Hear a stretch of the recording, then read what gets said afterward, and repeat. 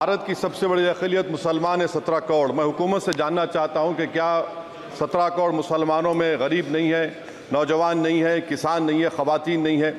वतन अजीज़ में सबसे गरीब मुसलमान है, सबसे ज़्यादा नाखवानगी मुस्लिम ख़वातीन में। AIDS और PLFS का डेटा ये बताता है कि मुसलमानों में सबसे कम असासे हैं और कंजम्पशन लेवल दूसरे मजहबी ग्रुपों के बनिस्बत सबसे कम है।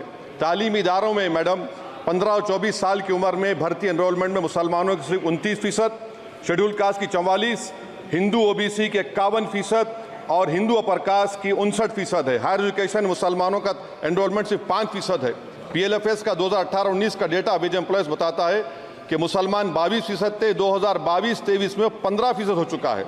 सेल्फ एम्प्लॉयमेंट में मुसलमान हिंदू सिख से ज़्यादा 58.4% है। रेगुलर वेज एम्प्लॉयमेंट में सबसे कम मुसलमान है 15% और कैजुअल लेबर में सबसे ज़्यादा मुसलमान 26% है। तो मुसलमानों का शेयर रेगुलर एम्प्लॉयमेंट में लॉस हो रहा है एम्प्लॉयमेंट का।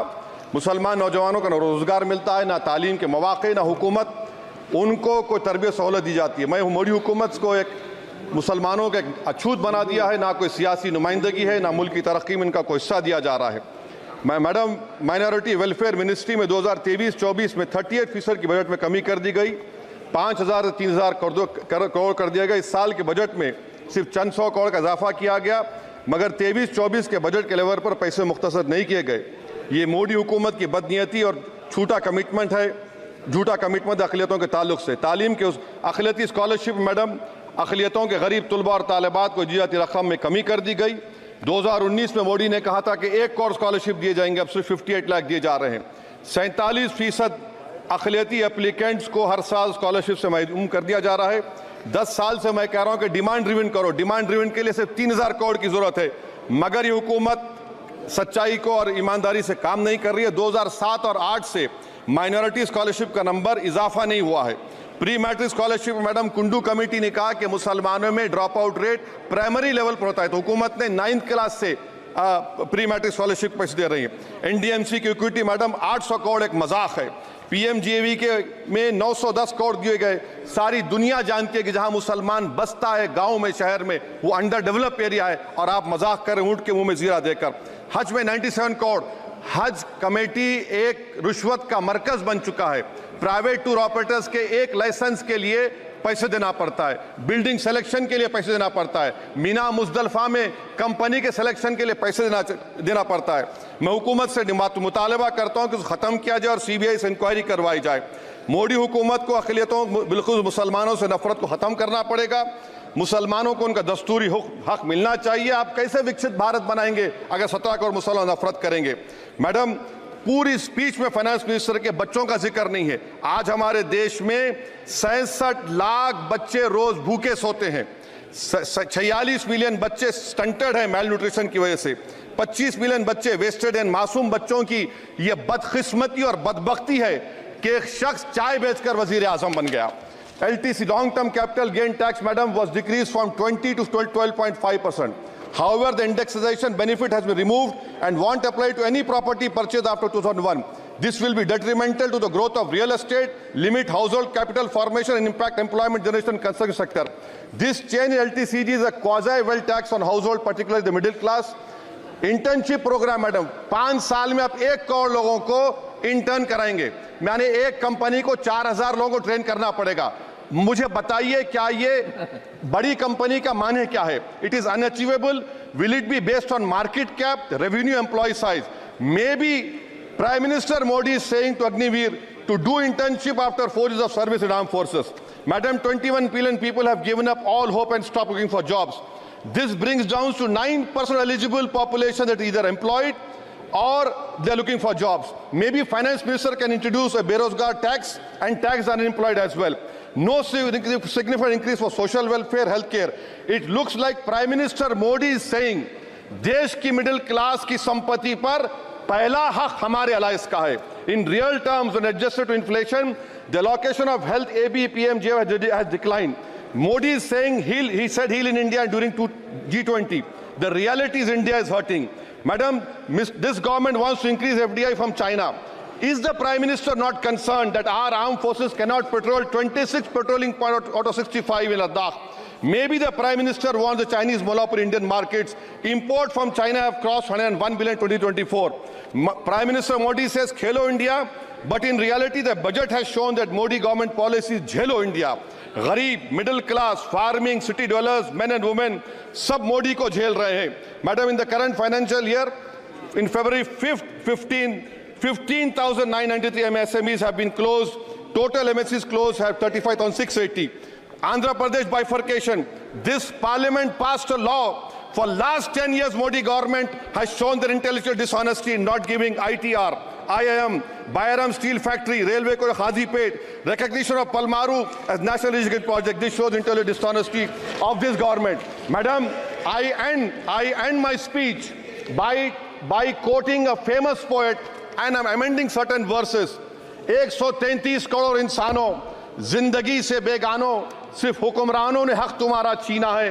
खाक ऐसे जीने पर यह भी कोई जीना है. बेशऊर भी तुमको बेशऊर कहते हैं. सोचता हो ये नादान कैसे हवा में रहते हैं. 133 करोड़ इंसानों, कब तक ये खामोशी? चलते फिरते जिंदानों, गरीब खवातीन, नौजवानों, किसानों से रोने की सदाएं आती हैं. जब शबाब पर आकर खेत लहलाता है, किसके नयन रोते हैं, कौन मुस्कुराता है? काश तुम भी समझो, काश तुम भी जानो किस कदर भयानक है जुल्म का ये ढब. देखो रख से आतिश व आहन देखते ही जाओगे, होश में ना आओगे. और अनएम्प्लॉयमेंट पर अभी बोला गया नौकरियां दे रहे हैं, तो शायर ने इनके बारे में अच्छा कहा कि फूल शाखों पर खिलने लगे तुम कहो, जाम जिंदों को मिलने लगे तुम कहो, चाक सीनों के सिलने लगे तुम कहो. इस खुली झूठ को, जहन की लूट को मैं नहीं मानता, मैं नहीं जानता. सर, मैं इस बजट की मुखालिफत में बोलने के लिए खड़ा हूं और इस बात को ज़हन नशीन करनी चाहिए कि सर के पिछले 25 साल में से 15 साल बीजेपी और एनडीए इख्तिदार पर है और यही बुनियादी वजह है कि आज एक ग्रेजुएट बेरोजगार है, किसान खुदकुशी कर रहे हैं, एमएसएमई बंद हो रहे हैं और चीन से बगैर इंपोर्ट करे हमारे देश का निजाम नहीं चल सकता. ये सब जिम्मेदारी इस हुकूमत पर आयद होती है.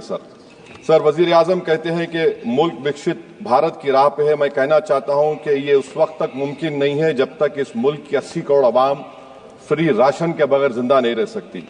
विकसित भारत उस वक्त तक मुमकिन नहीं है सर जब हमारे देश की लड़कियां न्यूट्रिशन और तालीमी मौके उनको बच्चों की तरह नहीं मिल जाते. सर, विकसित भारत उस वक्त तक मुमकिन नहीं है जब हमारे मुल्क के बच्चों को जो पढ़ना नहीं आता, प्रॉपर सेंटेंस नहीं लिख सकते. सर, विकसित भारत उस वक्त तक मुमकिन नहीं है जब इस देश की बहुत बड़ी आबादी गरीब है, एब्जेक्ट पॉवर्टी में है.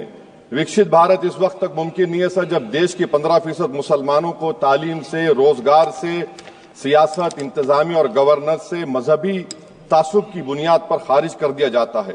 सर, 2014 से रियल वेजेस में गिरावट आई है या स्टैग्नेशन हुआ है. हर साल 1.3% की कमी हुए, यानी हर साल वतन अजीज के शहरी गरीब होते हैं और बरसर इख्तिदार की जमात की दौलत में इजाफा होता है. 750 उन्होंने अपने नए पार्टी ऑफिस पूरे देश में खोले हैं और एक गरीब को पीएमएवाई में बगैर रिश्वत करप्शन के घर नहीं मिलता. सर, तनख्वाहों में कमी, गिरावट से सबसे ज्यादा नुकसान मुसलमान, दलित और आदिवासी को है क्योंकि इनमें सबसे ज्यादा गरीब हैं. सर, मोदी हुकूमत ने इन तीनों तबकों के खिलाफ ऐलान जंग कर दिया. क्या मन की बात से एक औसत घराने को खाना मिलता है? सर, वजीर आजम ने हालिया आवाम को, जनता को मशवरा दिया कि खाने के तेल में कमी करने से जिस्म का वजन कम होता है. सर, मगर इस हुकूमत के मोटापे का अंदाजा लगाइए कि 2014 और 22 से मोदी हुकूमत ने एडवर्टाइजमेंट के ऊपर 3,260 करोड़ रुपए खर्चा किए. तो मालूम हुआ कि देश के प्रधानमंत्री मोदी जी एक एग्जाम वॉरियर भी हैं और एक डाइट कोच भी हैं. सर, खाने के तेल का होलसेल प्राइस इंडेक्स 2014 में 104 था, 2022 में 182 हुआ, 2024 में 145 होता है. ये पॉलिसी हुकूमत किसके लिए बनाती है? गरीबों के लिए नहीं बनाती, हम जानते हैं.